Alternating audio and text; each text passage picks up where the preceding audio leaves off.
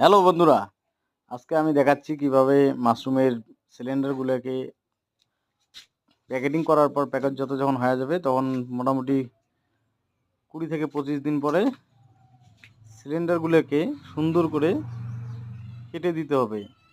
কারণ ওই কেটে দেওয়া অংশ দিয়েই মাইসিলিয়ামগুলো বাইরে বেরিয়ে আসবে এবং দেখো আমি কিভাবে কাটতেছি।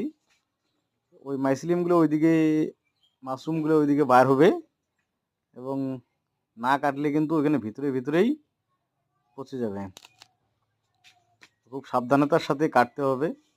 সেটা যে কোনো জিনিস দিয়ে আপনারা কাটতে পারেন। কেউ ব্লেড দিয়েও কাটে, কেউ এমনি ছিঁড়ে দেয়।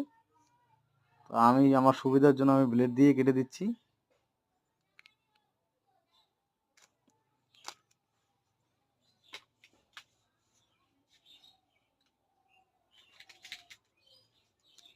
সব থেকে ভালো হচ্ছে 10 থেকে 12টা জায়গায় কেটে দেওয়া।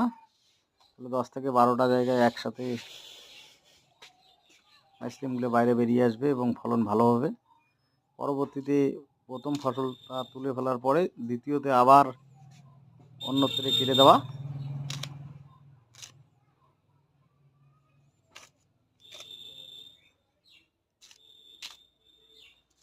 সুন্দর করে আমি কেটে দিচ্ছি।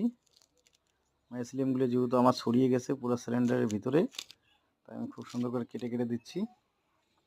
আপনারা চাইলে প্রথমের দিকে তুলো দিয়ে আটকে দিতে পারেন, ওটাই সব থেকে ভালো হয়। এখানে আমার কিছু মাশরুমের অংশ বেরিয়ে গেছে এবং পরবর্তীতে আবার বার হবে, তো ওই সমস্ত জায়গায় আমি আবার কেটে দিচ্ছি। ভালো চাষ করতে গেলে ভালোভাবে যত্ন নিতে হয়।